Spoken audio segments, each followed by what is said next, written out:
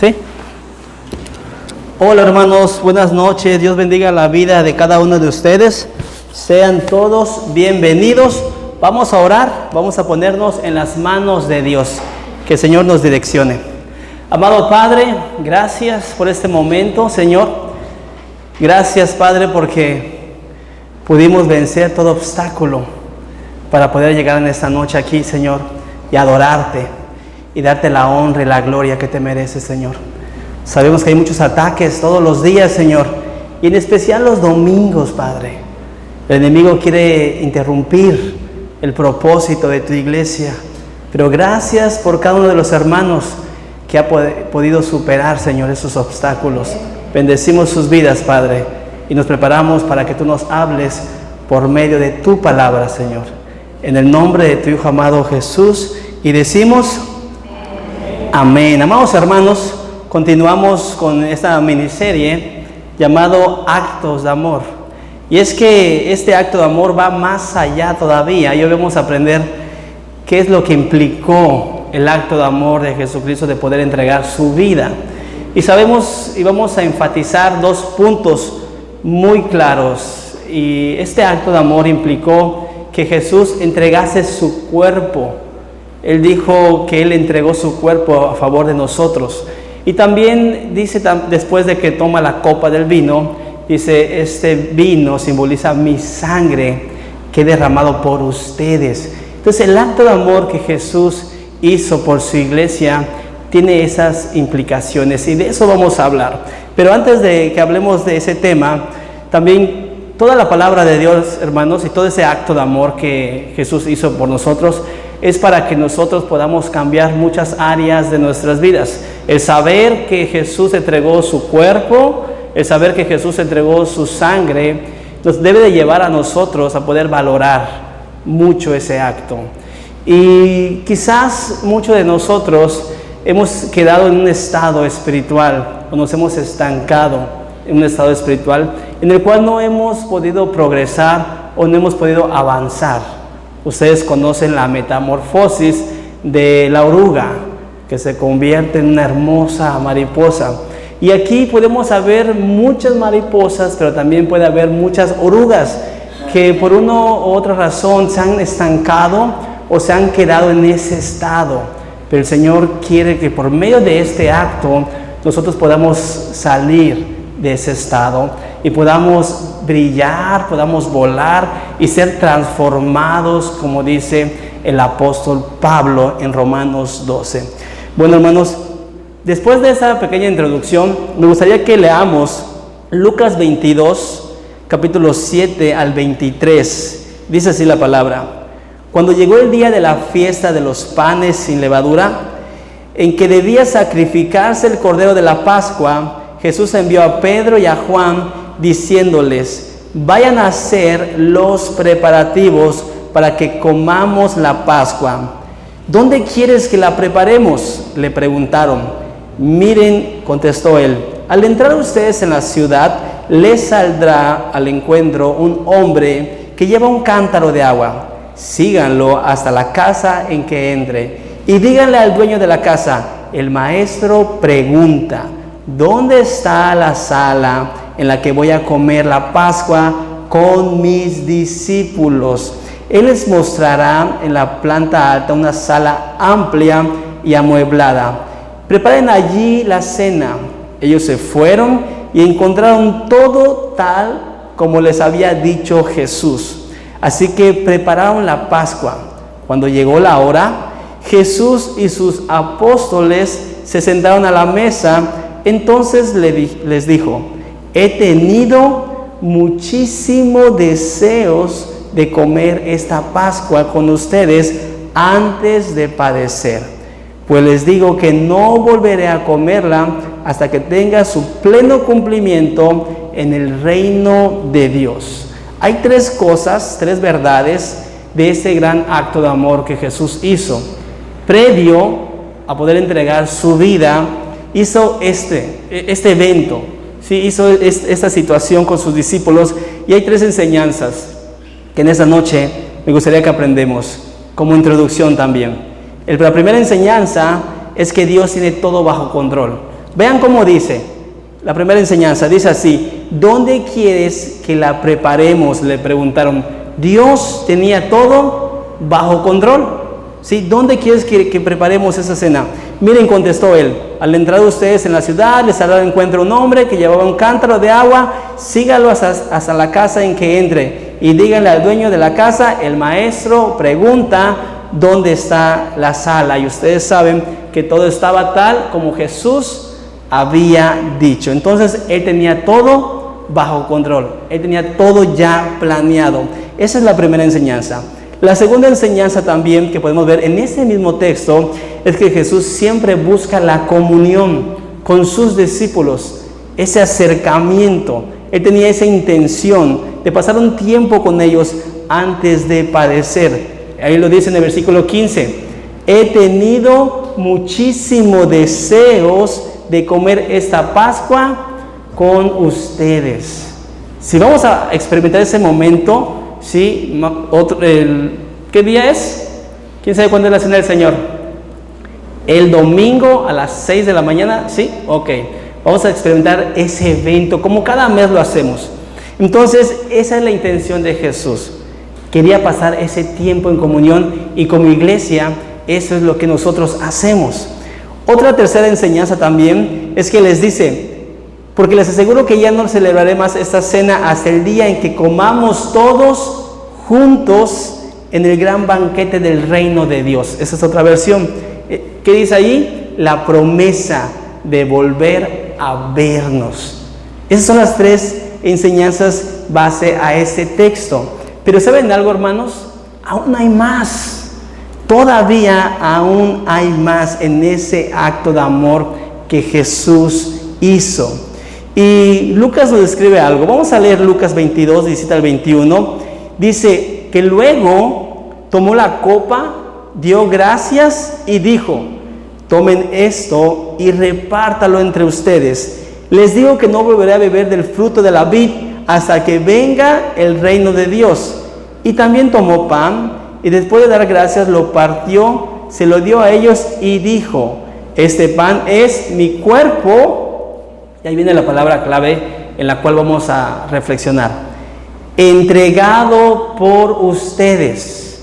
¿Sí? Este es mi cuerpo entregado por ustedes. Hagan esto en memoria de mí. Y luego dice en el versículo 20: de la misma manera tomó la copa después de la cena y dijo: esta copa es el nuevo pacto en mi sangre, que es ¿qué?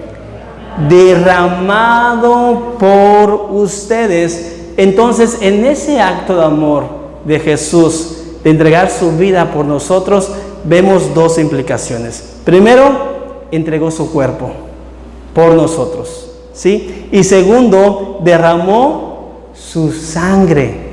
Jesús entregó su cuerpo y derramó su sangre por cada uno de nosotros. Y eso es lo maravilloso. Y con referente a ese tema, Pedro hace una observación. El apóstol Pedro nos deja un gran mensaje que hoy va a tocar nuestras vidas. Estoy muy seguro. Vean lo que dice Primera de Pedro, capítulo 2, versículo 21 hasta el 25. Si acaso sufren injustamente, recuerden que Dios les ha ordenado sufrir con paciencia, y en eso Cristo les ha dado el ejemplo, para que hagan lo mismo, pues Él sufrió por ustedes. Cristo no pecó nunca y jamás engañó a nadie.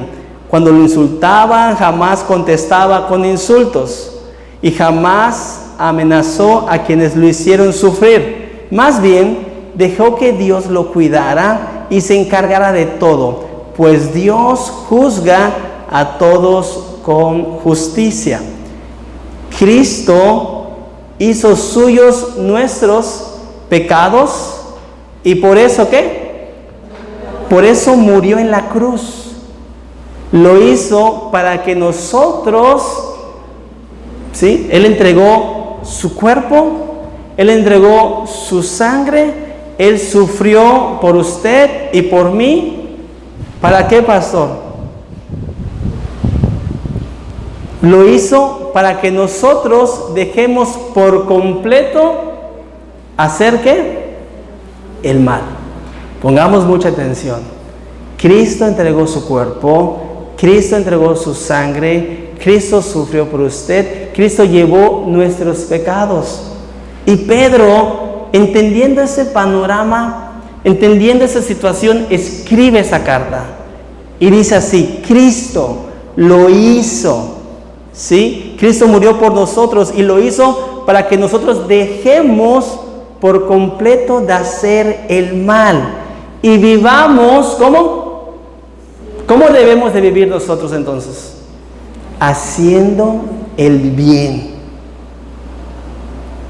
Cristo fue herido para que ustedes fueran sanados.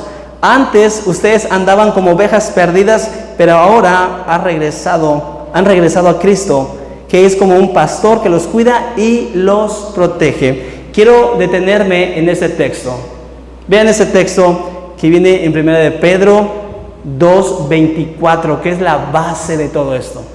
Es el sentir de Pedro por lo que Cristo hizo por nosotros. Dice: Cristo hizo nuestros pecados y por eso murió en la cruz. Lo hizo para que nosotros dejemos por completo de hacer el mal y vivamos haciendo el bien. Y usted puede preguntar en esta noche: ¿acaso hay un cristiano que hace el mal? ¿Acaso los que estamos aquí hacemos cosas malas? Porque Pedro le está hablando a la iglesia. Cristo murió por ustedes, sí, y murió para que ustedes dejen de hacer el mal. Entregó su vida para que ustedes hagan el bien.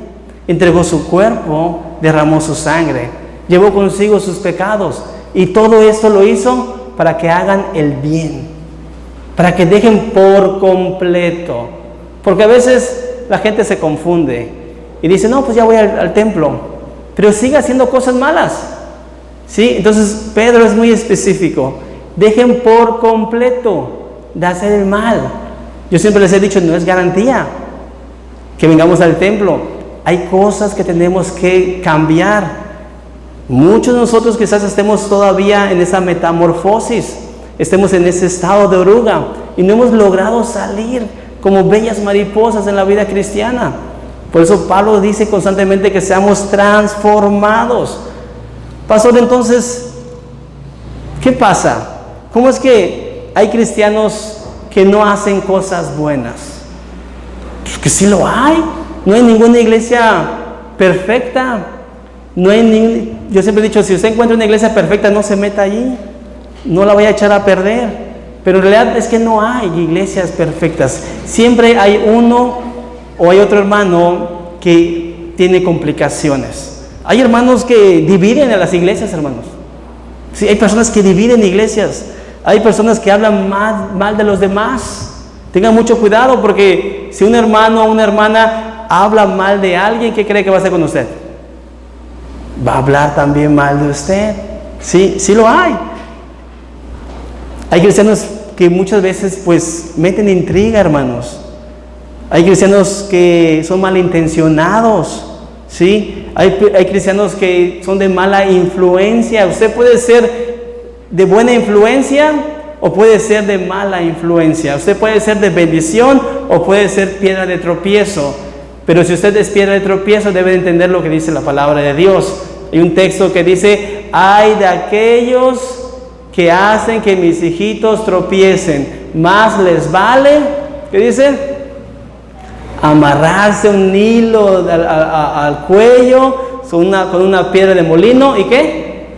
Y arrojarse al río, ¿sí? Entonces, cuando las personas actúan mal, no tienen cuidado de la palabra de Dios, no tienen temor de Dios, porque la Biblia es muy, muy clara.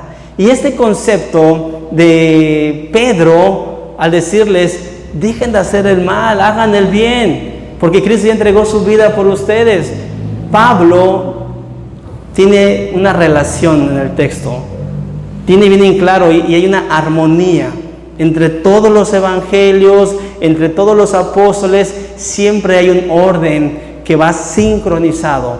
Vean lo que dice Pablo, el apóstol Pablo, en Romanos 16, 17 al 19. Queridos hermanos, les ruego que se fijen en los que causan, ¿qué? Es la iglesia. Es la iglesia. Queridos hermanos, tengan cuidado. ¿Qué dice? Fíjense en los que causan pleitos en la iglesia. Ellos están en contra de todo lo que a ustedes se les ha enseñado. ¿Y luego qué dice? Mejor pinten su raya. Mejor apártense de esa gente. Porque no sirven a Cristo nuestro Señor, sino que buscan su propio bien. Por eso a veces yo les digo, cuando ustedes dicen, es que yo creo, yo pienso, es que mejor hacemos esto, no pensemos en nosotros. No pensemos en nuestro propio bien. Pensemos ¿qué? En el bien de los demás, en el bien de la iglesia. Recuerden que el primer capítulo de Una vida con propósito es: no se trata de mí. No se trata de mí. Se trata de los demás. Entonces, ese tipo de personas solamente buscan su propio bien. Es que yo quiero que se hagan así las cosas. Es que a mí no me gusta, entonces solamente es yo. Hablan a la gente con palabras ¿qué? Cuidado, hermanos. Pero son unos mentirosos y engañan a los que no entienden. ¿Quiénes son esos? ¿Quiénes son los que no entienden? Los nuevos creyentes. Sí, la gente que está conociendo de Dios. A veces no entiende muy bien las cosas y se dejan engañar por palabras ¿qué? Bonitas. Todo el mundo sabe que ustedes obedecen a Dios y eso me hace muy feliz. Quiero que demuestren su inteligencia haciendo lo bueno y no lo malo. ¿Se dan cuenta de la relación entre el apóstol Pedro y el apóstol Pablo? Hagan lo bueno y no lo malo. Entonces debemos nosotros de entender ese tipo de conceptos que los apóstoles nos están diciendo. Cristo entregó su vida.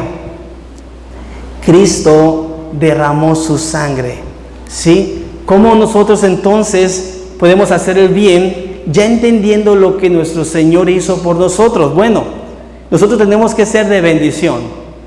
Nosotros tenemos que tener mucho cuidado que todo lo que digamos sea de bendición, que todo lo que pensemos, que todo lo que hagamos realmente edifique.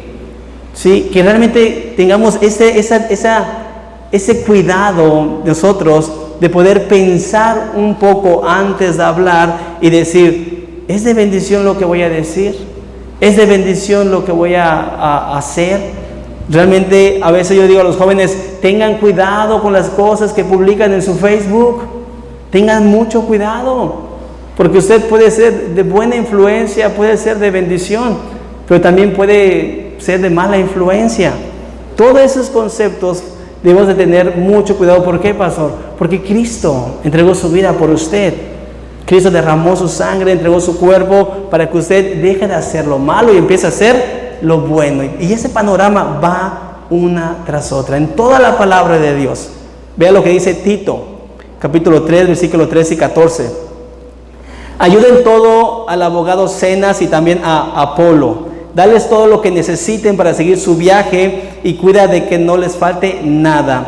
Los nuestros, o sea, la iglesia, ¿deben de qué? Nosotros tenemos que aprender. Y a eso venimos nosotros, para eso estudiamos, para eso nos capacitamos, para eso instruimos, para eso enseñamos, para que la iglesia aprenda ¿a qué, pastor? A hacer lo que es bueno. La iglesia tiene que aprender a hacer lo que es bueno y ayudar a otros. Así vivirán como personas útiles. ¿Qué es el antónimo de útiles? Porque se le queda viendo al lado.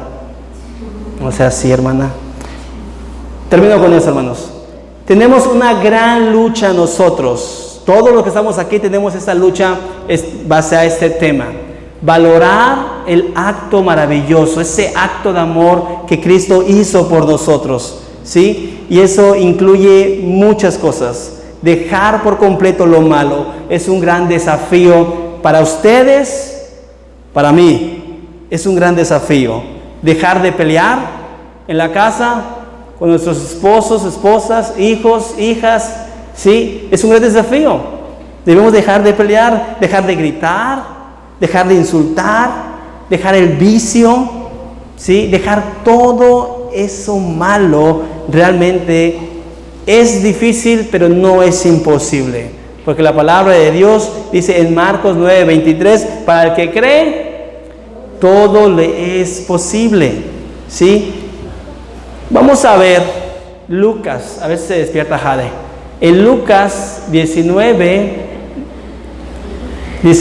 1 y 10, ahí está. Vamos a ver qué sucede con el gerente general del SAT. ¿Sí? Hay un personaje que es el gerente general del SAT. Dice así el texto. Jesús entró en Jericó. Allí vivía Zaqueo, un hombre muy y que era el gerente general del SAT. Era el jefe de los cobradores de impuestos. Sí, era el mandamás del SAT, hermanos. Este hombre tenía mucho, o sea, no era el recaudador de impuestos, era el jefe del recaudador de impuestos. Era un hombre muy rico, dice la palabra de Dios. Zaqueo se llama. Salió a la calle para conocer a Jesús, pero no podía verlo, pues era muy muy chaparrito, ¿ok? Era muy bajito. ¿Sí les he dicho que mi papá era muy chaparrito? Mi papá era muy chaparrito. Sí, yo no sé cómo es que salí altillo, medio alto, pero mi papá era muy bajito, era como Zaqueo. Entonces, él corría a un lugar por donde Jesús tenía que pasar, y para poder verlo, ¿qué tuvo que hacer? Se subió a un árbol de higos, dice la versión TLA.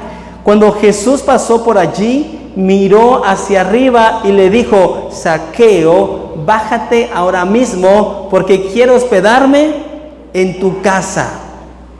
Zaqueo bajó enseguida y con mucha alegría recibió en su casa a Jesús. Cuando la gente vio lo que había pasado, empezó a ¿qué? Sí, a criticar a Jesús. ¿Sí? ¿Por qué? Porque era un hombre rico, era un hombre con mucho poder social en esa época. Entonces empieza a criticar, no a Zaqueo. ¿A quién criticaron? A Jesús. ¿Sí? Criticaron a Jesús y a decir: ¿cómo se le ocurre ir a la casa de ese, en otras versiones dice pecador, ¿sí? De ese ladrón, de ese ratero, de ese hombre muy malo? Ustedes saben cómo tenían a los cobradores de impuestos, en qué lugar estaban. Versículo 18 dice: después de la comida, Zaqueo se levantó y le dijo a Jesús: Señor, voy a dar a los pobres la mitad de todo lo que tengo. Y si he robado algo, él se conocía. Si he robado algo, devolveré 4 veces esa cantidad. O sea, hace que toda su riqueza, la mitad, era pura pachocha. Entonces dice: mejor me deshago de todo esto, porque eso no ha sido bueno. ¿Sí? Eso he hecho tratos malos, he sido corrupto. Señor, eso se lo voy a regalar a los pobres. Y si todavía tengo deudas con alguien, voy a dar 4 veces más de lo que yo he hecho malo. Entonces, ¿con cuánto se quedaría Zaqueo? Con una otra mitad. Quiero pensar yo que con otra mitad, y se queda con la 4ª parte de su riqueza. ¿Cómo es que Zaqueo se despoja? ¿Cómo es que Zaqueo logra comprender y entender, valorar a Jesucristo en ese momento? Él valoró, entendió el momento en el que estaba, el poder recibir a Jesús en su casa. Y cuando Jesús entra en nuestro corazón, cuando Jesús entra en nuestro hogar, este efecto debe pasar, hermanos. Debe de haber un cambio en nosotros. Debe generar algo en nuestro corazón y decirle: Señor, todo lo malo debo de sacarlo, porque tú entregaste tu vida en el madero, porque tú llevaste mis pecados contigo, tú derramaste tu sangre. Tenemos que valorar ese acto de amor. No podemos seguir siendo los mismos. No podemos seguir siendo los mismos. Jesús le respondió. Vean cómo es que genera eso Zaqueo y cuál es la respuesta de Jesús. Jesús le respondió: desde hoy tú y tu familia, ¿qué dice? Serán salvos. Qué maravillosa respuesta. Qué maravilloso acto. Qué reciprocidad, qué acto de amor de parte de Zaqueo y de parte de Jesús. Qué maravilloso que cuando nosotros decimos: Señor, yo aquí me rindo, ya no quiero hacer cosas malas, debo de hacer lo bueno, debo de valorar tu presencia, debo de comprender que el Espíritu Santo está en mí, ¿sí? Y debo hacer cambios en mi vida. Y la respuesta es: serás salvo tú y tu familia. Cámbialo por aquí, hermano, si quieren. ¿Sí? Pues eres un verdadero descendiente de Abraham. Yo, el Hijo del Hombre, he venido para buscar y salvar a los que viven, ¿cómo? Alejados de Dios. Aquí está el texto, hermanos, Yo vine a buscar a los que viven alejados de Dios. ¿Cuántos de nosotros no nos hemos alejado de Dios? ¿Cuántos de nosotros necesitamos volver a Jesús? ¿Cuántos de nosotros necesitamos ser como Zaqueo? ¿Saben algo? Veo tres cosas breves de Zaqueo. Primero, valoró la presencia de Jesús. Y eso nosotros también debemos de valorar el sacrificio que hizo Jesús por nosotros. Debemos de valorar lo que Jesús hizo. Él mismo lo dijo: entrego mi cuerpo por ustedes, entrego mi sangre por ustedes, entrego mi vida. Es un acto de amor que hago por ustedes. ¿Qué vamos a hacer ahora nosotros por ese acto de amor? Necesitamos hacer cambios como Zaqueo. Necesitamos obedecer lo que dice el apóstol Pedro. Necesitamos someternos a lo que dice el apóstol Pablo. Todo tiene una relación. Eso es lo maravilloso de la palabra de Dios. Hay armonía en el mensaje de Dios. Otra cosa que veo de Zaqueo, hermanos, es que actuó, ¿sí?, en su conversión. Llevó a una acción. Y muchos de nosotros no llevamos a ese nivel nuestra conversión. Creemos en Jesús, hemos recibido a Jesús, pero nos quedamos intactos en el mismo lugar. No hacemos ese acto de fe, no llevamos a acción lo que hemos creído de Jesús. Zaqueo, sin que el Señor le dijera nada, sin que el Señor le pidiera nada, él mismo dijo: voy a despojarme de esto, voy a entregar esto, voy a dar 4 veces esto, lo que he robado. Y nosotros, como hijos de Dios, si ya hemos recibido a Jesús, si ya entendimos el Evangelio, la crucifixión de Jesús, debemos tener actos de amor. Llevar nuestra conversión a acciones. Que nuestra fe sea una fe activa y no una fe pasiva. No podemos quedarnos en ese estado de oruga. Tenemos que trascender, tenemos que crecer, tenemos que superar todo obstáculo. Eso lo hizo Zaqueo. Jesús le dijo: bájate, voy a comer hoy contigo. Y él, la palabra dice que se bajó muy alegre, muy contento. No era digno de estar sentado con el rey. No era digno de estar comiendo con Dios, porque era un vil pecador.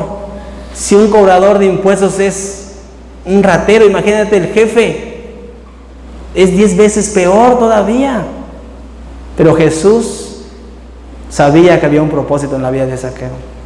Y en todos los que estamos aquí, muchas veces nos sentimos así, sentimos que no somos dignos, pero Dios nos ha estado buscando. El Señor ha estado interesado en nosotros. Zaqueo solamente fue allá a ver a Jesús, subió al árbol y Jesús le dijo: bájate, voy a tener un encuentro contigo, va a haber salvación en tu hogar.